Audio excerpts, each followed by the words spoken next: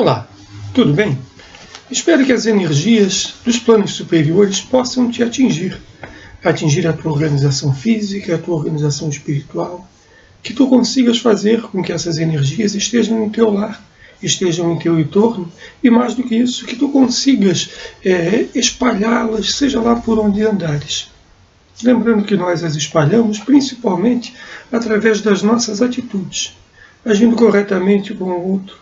Lembrando que o corretamente nem sempre é aquilo que o outro espera individualmente, porque temos sempre uma responsabilidade maior, uma responsabilidade com o todo.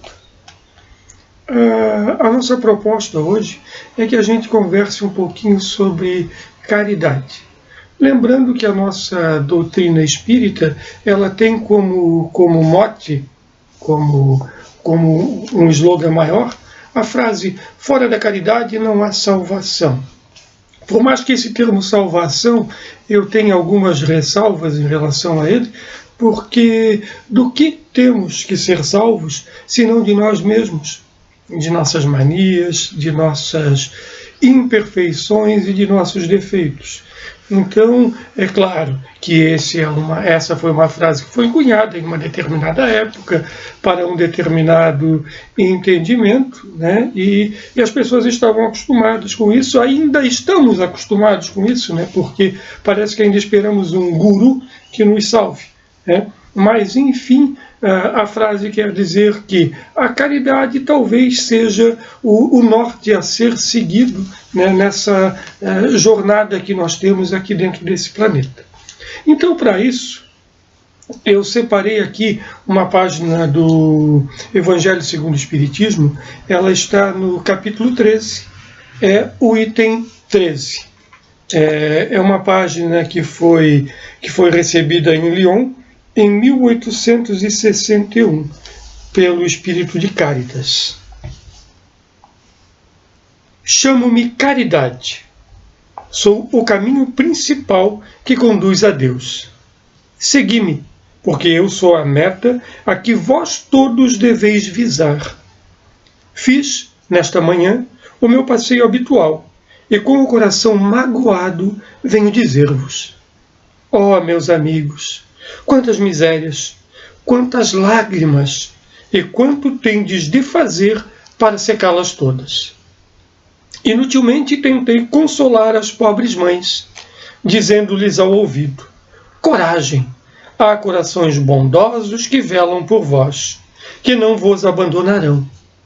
Paciência, Deus existe e vós sois as suas amadas, as suas eleitas. Elas pareciam ouvir-me e voltavam para mim os seus grandes olhos assustados.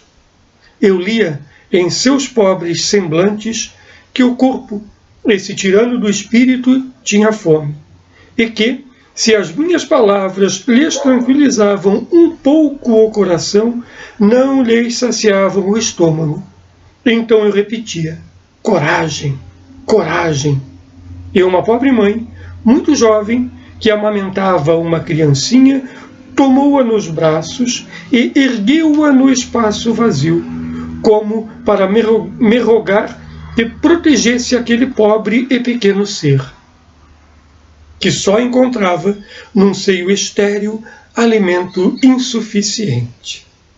Mais adiante, meus amigos, vi pobres velhos sem trabalho e logo sem abrigo, atormentados por todos os sofrimentos da necessidade e envergonhados da sua miséria, não se atrevendo, eles que jamais mendigaram, a implorar a piedade dos passantes. Coração empolgado da compaixão, eu, que nada tenho, me fiz mendiga para eles e vou para toda a parte estimular a beneficência, inspirar bons pensamentos aos corações generosos e compassivos.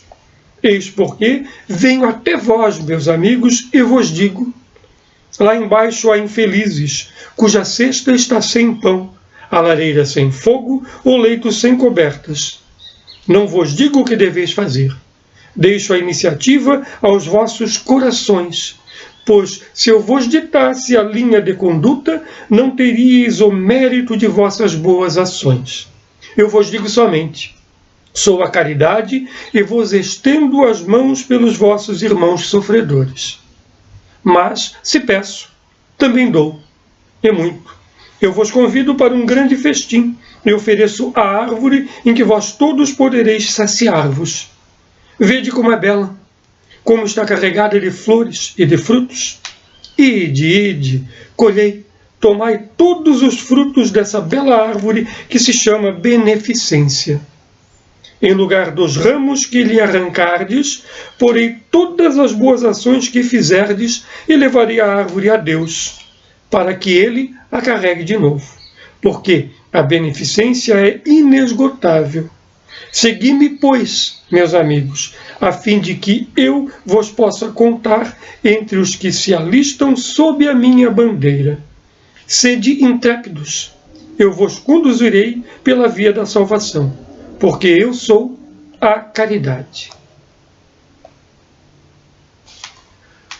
Vejam que o Espírito aqui se apresenta como sendo a caridade, falando como se ele fosse a caridade, tentando nos induzir a pensar como a caridade pensaria, né? E aí a gente começa a pensar, né? O que é, afinal de contas, caridade? O que significa o termo caridade? O que é ser caridoso? Porque vejam que essa página, que esse texto aqui, ele foi escrito na segunda metade do século XIX, 1850 e alguma coisa. Então o mundo naquele momento era um mundo bastante diferente do que vemos hoje, né? Porque preste atenção nessa parte aqui. Eu vou tomar a liberdade de lê-la novamente, né? Vi pobres velhos sem trabalho e logo sem abrigo, atormentados por todos os sofrimentos da necessidade, e envergonhados de sua miséria, não se atrevendo, eles que jamais mendigaram, a implorar a piedade dos passantes. Quer dizer, na verdade, neste momento aqui, o mundo, e isso aqui, enquanto o mundo, nós estamos falando de França, nós estamos falando da Europa nesse período, que indubitavelmente era o local mais avançado, por assim dizer, se é que a gente pode usar esse termo, mas pelo menos esperamos que seja o mais civilizado que existia naquela época, né? A França, afinal, tudo que interessava, tudo que era moderno, vinha da França nesse período. A França era o berço cultural da humanidade.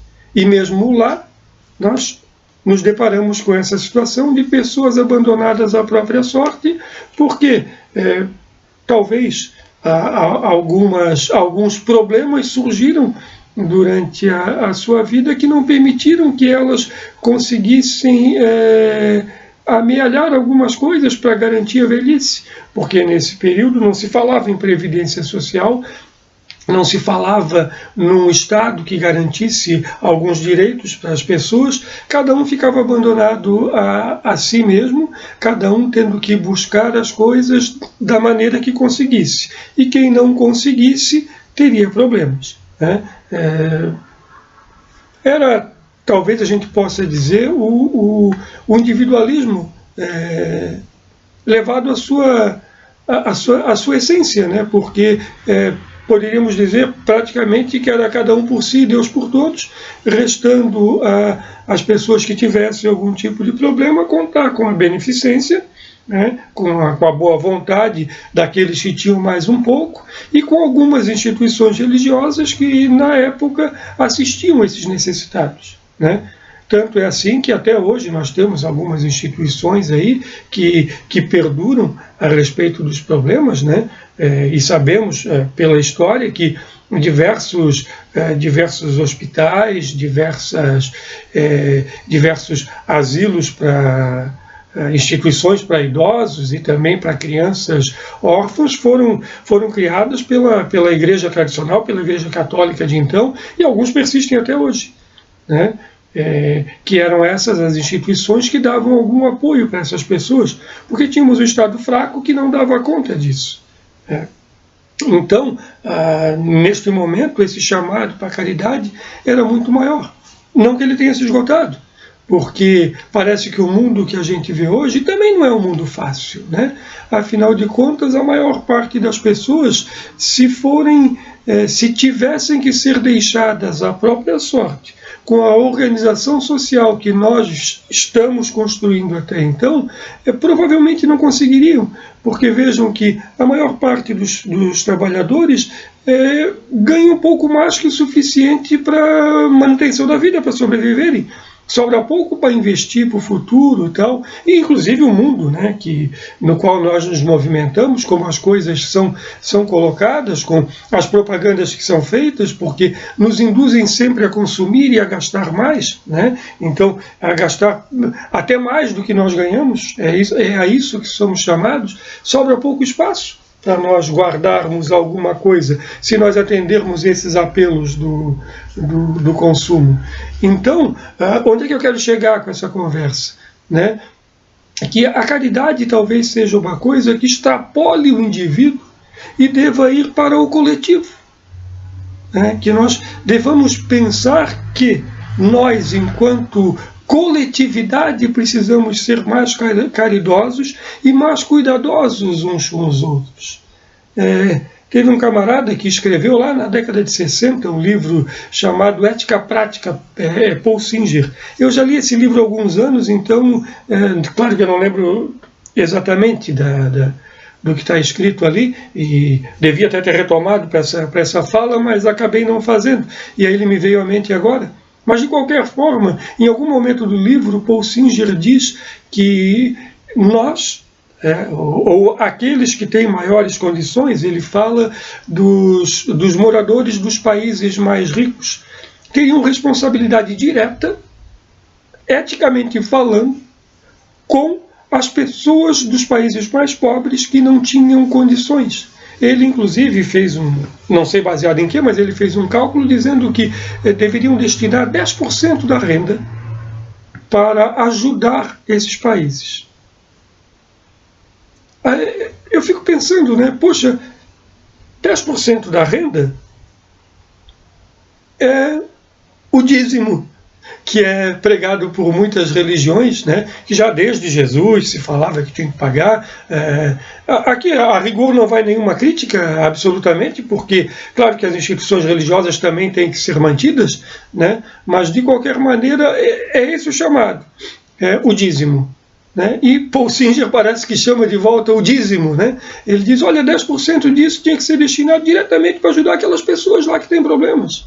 E se a gente for pensar bem, se 10% da renda mundial fosse destinada para ajudar as pessoas, certamente os problemas que assolam as pessoas no mundo relacionados à falta de habitação, falta de comida, falta de saneamento básico, falta de atendimento médico, seria muito diminuído, quiçá acabaria. E se a gente for pensar bem, 10% da renda não é nada, porque boa parte das pessoas mais ricas do mundo não utilizam absolutamente os recursos que têm. Né? Eu costumo dizer que chega um certo momento que a única coisa que a pessoa começa a acumular são zeros, né? Porque vão aumentando os zeros na sua conta bancária e que no final das contas aquilo não tem um grande uso. Né? E é claro, isso diz respeito à sociedade que nós construímos, ao mundo que nós estamos construindo e como as coisas, como nós aceitamos que as coisas sejam. Né? É claro que isso sempre pode ser revisitado e pode ser revisto. E parece que a proposta está aqui, nessa fala aqui de Cáritas, né? Para que a gente preste atenção nessas pessoas, para que a gente veja essas pessoas mais de perto. Porque um outro detalhe, né? Muita gente diz assim, mas fazer dessa forma, chamar em assistência social, né, essas secretarias de assistência social que tem por aí, isso aí é sustentar vagabundo? Bom, talvez aí nós devêssemos pensar nesse termo vagabundo. O que é um vagabundo e o que a gente define como sendo vagabundo, né? Nós sabemos, né, e as pessoas que trabalham com assistência a moradores de rua, seja em qualquer instituição que for, né, porque tem diversas casas espíritas que fazem essa assistência, tem diversas casas católicas, evangélicas, das mais diversas denominações religiosas que fazem, tem pessoas que não participam de nenhuma denominação religiosa e que fazem essa assistência também a moradores de rua, porque para ser caridoso e para agir eticamente não precisa ser religioso. Às vezes, muito pelo contrário, né? Mas, enfim, que as pessoas que fazem esse atendimento aos moradores de rua sabem muito bem que ali na rua se encontram as mais diversas pessoas, os mais diversos tipos de pessoas.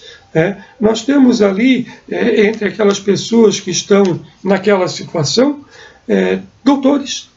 Nós temos advogados, nós temos médicos, nós temos atletas, nós temos pessoas com as mais diversas formações, assim como temos pessoas sem formação nenhuma. Temos pessoas ali que são de famílias ricas, que por algum motivo abandonaram suas famílias, abandonaram seus lares e caíram naquela situação, muitos em função do vício, que outros também dizem, mas isso é opção. Eu diria que sim e não, porque sempre há uma opção. Já nos disse Paul Sartre, que a vida é feita de escolhas, e de fato são escolhas. Aí sempre podemos dizer, lá no passado o camarada que está naquela situação de alcoolismo, ele fez opção, ele escolheu beber. Mas não é tão simples e tão fácil assim, porque a nossa mente nos prega peças, e nós ainda mais que somos espíritas, sabemos,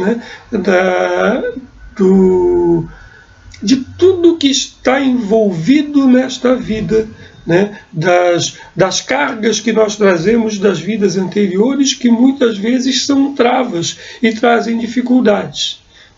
E mais ainda, se nós dizemos e erguemos a bandeira de que somos cristãos, então cristão é aquele que deveria seguir o ensinamento do Cristo, que basicamente é de amor. Então, Cristo disse o que para nós? Erga teu dedo, aponte e julgue. O Cristo disse, não julgueis. Tu não sabes o que se passou, tu não conheces a história. Tu não sabes o que acontece. Então, mais uma vez, somos nós chamados à caridade. Porque não sabemos a situação das pessoas. Se vocês lembram a frase que eu reli aqui, ela fala de pessoas que teriam trabalhado toda a vida e que por algum motivo não conseguiram garantir uma situação melhor na velhice. Sabe-se lá por quê? Talvez tenham tido problemas com uma família excessivamente doente. E essas pessoas que ela cita aqui tiveram gastos excessivos para tentar manter a saúde da família. Talvez até nem tenham conseguido. E não conseguiram guardar dinheiro. Depois de velhos não conseguem trabalhar, o que fazem? Se não têm o que comer. E aí se envergonham, como é que eu vou pedir? Eu nunca pedi a minha vida inteira, eu tenho vergonha disso. E morrem à míngua. Então, do que eu falo aqui? Eu falo que as nossas escolhas, para além das escolhas individuais, que é claro que individualmente nós devemos fazer o máximo possível para praticar a caridade, para estender a mão para o próximo, sob todos os aspectos. Porque vejam que caridade também não é só dar alguma coisa material, não é só alcançar um prato de comida. Talvez essa seja a menor das caridades. Porque muitas vezes alcançar um prato de comida, uma sacola com alguma coisa, e essa sacola carregada de más energias, na intenção de que entrega para a pessoa, mas com má vontade, só para se livrar daquela pessoa, talvez isso aí, a rigor, nem seja mesmo caridade. O camarada vai pegar e vai comer porque ele precisa. Afinal de contas, ele está com fome. Agora, é absolutamente caridade? Faz bem para todo mundo? Parece que não. Às vezes é mais caridoso uma palavra de consolo, uma boa conversa, uma chamada que talvez acenda uma luz, do que propriamente estender alguma coisa. Então, o termo caridade envolve muitas coisas, né? Não é um termo estanque e que diga respeito a uma situação só. Né? E se estende, né? Voltando ao que eu estava chamando antes, eu tenho a impressão que se estende para o Estado, se estende para a organização social. Que organização social nós queremos? Nós queremos uma organização social que cuide das pessoas, que permita que as pessoas se desenvolvam plenamente, que permita que as pessoas possam ter acesso à saúde, à educação, à alimentação básica, a um tanto de diversão. Que mundo que nós queremos? Para onde que nós estamos caminhando? Ou nós queremos a cultura do indivíduo, do cada um por si, Deus por todos? Um ditado que nós temos aqui na nossa região, que estamos em Santa Catarina, Florianópolis, é: farinha pouca, meu pirão primeiro. Será que é isso que a gente quer? Ou será que a gente poderia pensar: eu tenho pouca farinha, né? Mas fulano tem mais um pouquinho, Beltrano tem mais um pouquinho, lá tem mais um pouquinho, então a gente mistura isso tudo, vai dar bem para todo mundo, não tem problema nenhum. Ou eu devo guardar para mim, porque pode ser que falte ali na frente. E pode ser que ali na frente não chegue para ti. É esse o ensinamento da nossa doutrina, né? Porque, a rigor, a única coisa que nós temos é o momento presente, é o hoje. Só ele que nós temos. Então devemos agir no hoje. Né? É claro que devemos pensar no futuro, evidentemente, sempre que possível, ter todos os cuidados para garantir a nossa velhice, que é o que está implícito também nesse texto, né? Porque algumas pessoas conseguiam, e entre nós a maior parte acaba conseguindo. Mas e esses poucos que não conseguem? Abandonamos a própria sorte? Negamos isso a eles? Ou nós queremos que uma organização social que seja um colchão, que possa fazer com que as pessoas se sintam protegidas? É claro que aqui também não se fala em não ter contrapartida, como lá no início eu chamei. Isso é sustentar vagabundo. É claro que não é dessa forma. É evidente que não é assim que as coisas têm que ser. Mas que nós precisamos pensar que nós, enquanto conjunto da sociedade, precisamos agir diferente. Se queremos um mundo melhor, isso me parece evidente. E é isso, claro, parte das nossas escolhas. Qual é o caminho que nós vamos seguir? Para onde é que nós vamos? Como é que nós vamos olhar o outro? Quem é o outro? O outro é só aquele que pensa como eu? Eu vejo muitas pessoas dizendo: não, o que importa é ser cristão. Será? O que é exatamente ser cristão? Nietzsche, ele escreveu, agora eu não lembro qual é o livro que eu li, pelo menos uns 3 ou 4 dele, né? Mas ele escreveu que talvez o único cristão que existiu foi o próprio Jesus. Nietzsche se apresentava como anticristo, ele era contrário à religião tradicional, muito crítico à religião que, na época dele, a religião que era mais forte era o catolicismo, né? E também tinha a religião protestante, já tinha acontecido ali a cisão, mas enfim, Nietzsche era contrário ao pensamento tradicional, porque ele entendia, e nessa frase dele, ao dizer que o único cristão que existiu foi Jesus, ele entendia que Jesus talvez tivesse razão, né? Mas quem é que conseguiu seguir Jesus? Ao dizer que o único que existiu foi Jesus, e parece que foi mesmo.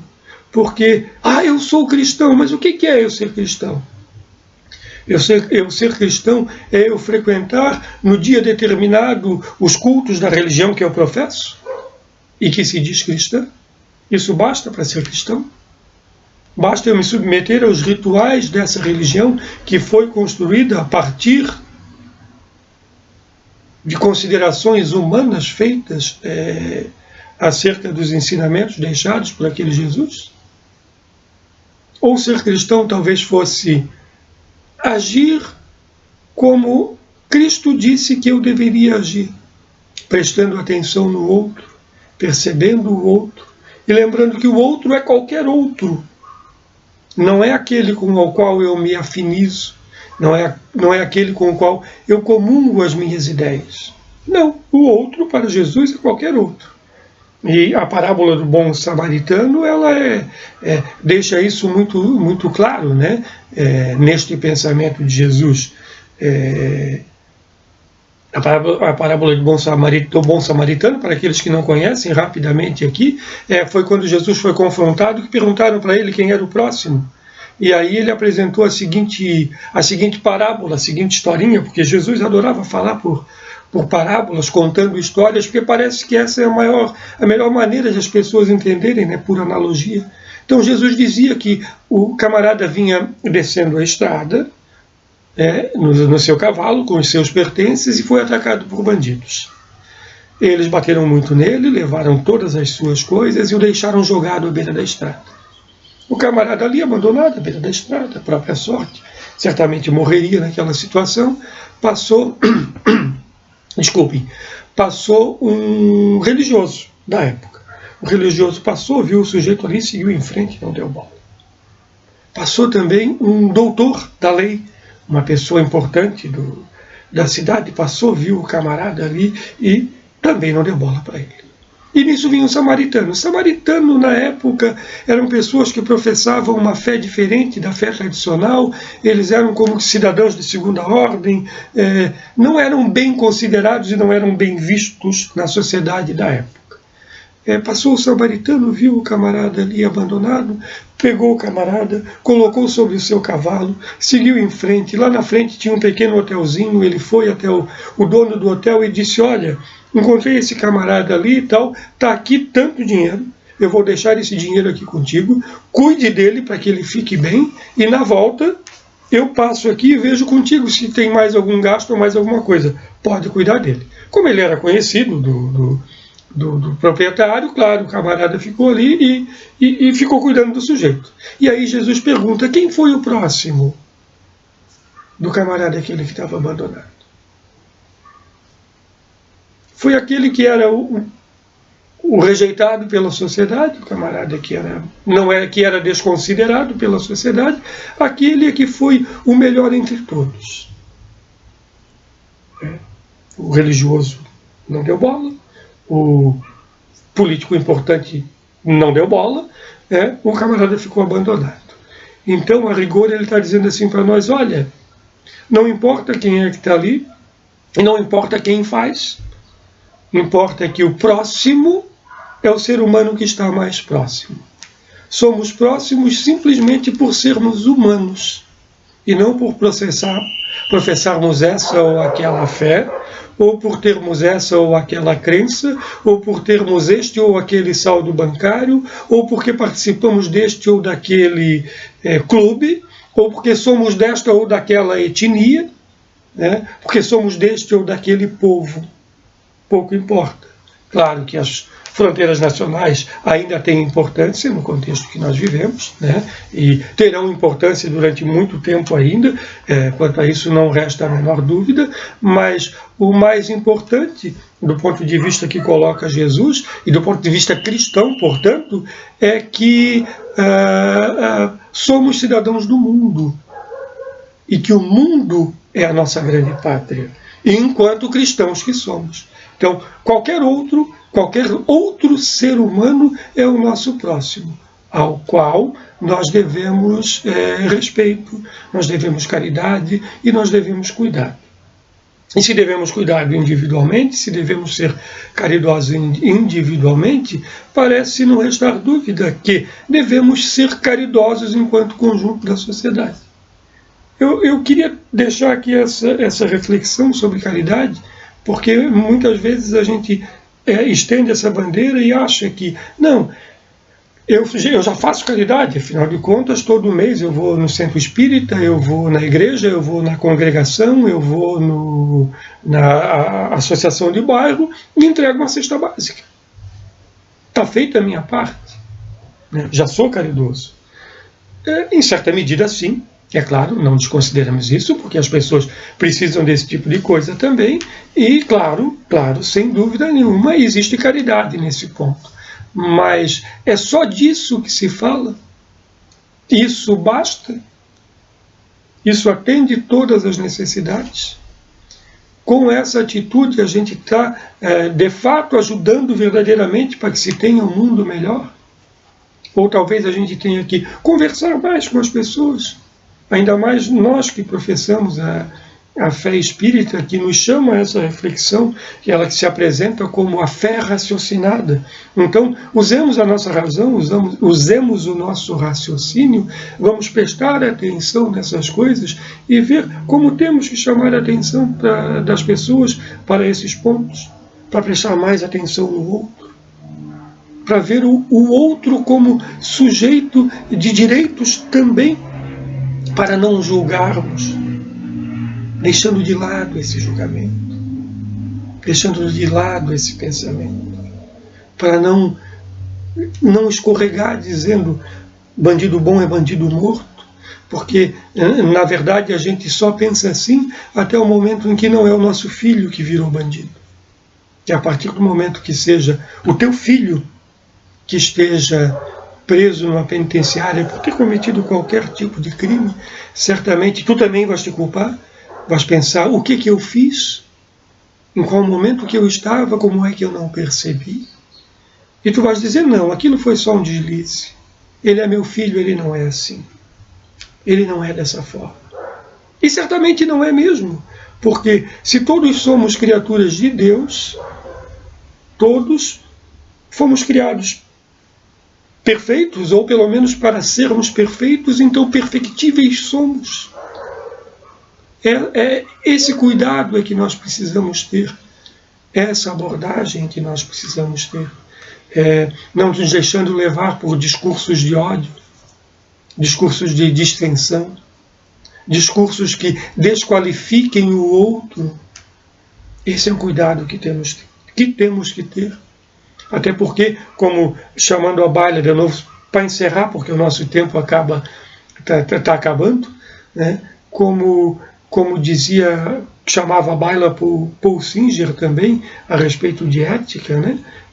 E não só Paul Singer, mas qualquer pessoa que fale de ética, que estude um pouquinho ética, vai nos dizer que só tem conotação ética aquilo que interfere com a vida do outro, aquilo que pode, de alguma maneira, atingir a vida do outro, né? E quando eu digo atingir, não quer dizer nas suas convicções, assim, não, porque eu acredito nisso. Aí não tem nada a ver, isso é uma questão de crença, querido. Isso não pode ser chamado à baila. Porque se a crença do outro atinge a tua crença, bom, isso pouco importa. Crenças são crenças. E normalmente crenças, como o próprio nome diz, não têm uma boa fundamentação, porque tu simplesmente acreditas e tu não comprovas. Isso principalmente se falando de religião, né? Nenhuma religião pode te puxar para si a pecha de verdade. Isso aqui é a verdade, porque não se pode provar. Como diz Mário Sérgio Cortella, oi Cortella, tudo bem? Desculpa aí, estou usando a tua frase. Ó. Deus é improvável, não impossível. Então não se prova a Deus. Não se prova a Deus. Claro que ele não é impossível também. Então, por isso é que também a crença num Deus é questão de fé. É crença. Por isso é que não dá para dizer que o camarada aqui é ateu, está absolutamente errado, e que por ser ateu ele não presta. Não, o que vai dizer da qualidade de uma pessoa é sua atitude em relação ao próximo. É o tanto de caridade que ela é capaz. Para parafrasear, talvez Schopenhauer, a quantidade de compaixão que ela tem para com os seus semelhantes. Isso é que é o mais importante. Por isso é que eu chamo a atenção de vocês, principalmente de nós espíritas, para que nós aprendamos, porque esse é um processo, todos nós estamos nesse processo, estamos tentando aprender, que nós possamos aprender a ser caridosos, que nós possamos aprender a agir de acordo com o ensinamento que foi deixado por Jesus, para que a gente possa, aos poucos, ir nos tornando cristãos, né? Não deixando que o único seja Jesus, que surjam mais alguns por aí, né? Então que a gente possa trilhar o caminho da caridade, prestando atenção no próximo, nos próximos e na sociedade que nós queremos que seja construída. Porque eu acho que no final das contas é esse o caminho. Nós espíritas dizemos que a Terra é um planeta que está num estágio que ele está evoluindo. Ele é um planeta que está no estágio de provas e expiações. Já foi um planeta primitivo, hoje é um planeta de provas e expiações, onde a gente acaba tendo muitas situações de conflito e tal, e que ele está no estágio de evoluir para um planeta de regeneração. Esse é o ensino da doutrina espírita. Então, como é que a gente faz um planeta de regeneração se não melhorando as relações interpessoais? Se não agindo de uma maneira melhor uns com os outros? Se não sendo caridosos e fazendo com que o planeta como um todo seja caridoso? Para que eu me importe com as pessoas. E para que eu não me importe com as preferências das pessoas. Não sendo preconceituoso com nada do que diz respeito ao outro. Com as escolhas que ele faz para a sua vida, desde que essas escolhas não me atinjam. É para a gente pensar, né? É para a gente pensar. Mas que a caridade possa ser o nosso norte. Que a caridade possa nos conduzir. E que a caridade seja o fio condutor, que a caridade seja a bússola a guiar o nosso caminho. Mas a verdadeira caridade. A caridade é aquela ensinada por Jesus, a caridade que para nós espíritas foi lembrada por Allan Kardec, através da espiritualidade, foi trazido para Allan Kardec, a caridade que na Igreja Católica parece estar muito bem colocada por Francisco de Assis, por exemplo. Então que esse seja o nosso norte, que esse seja o nosso caminho. Um grande prazer estar aqui com vocês e que o Mestre Jesus e que a espiritualidade amiga possa nos oferecer a todos nós, indistintamente, as suas boas energias. Muito obrigado.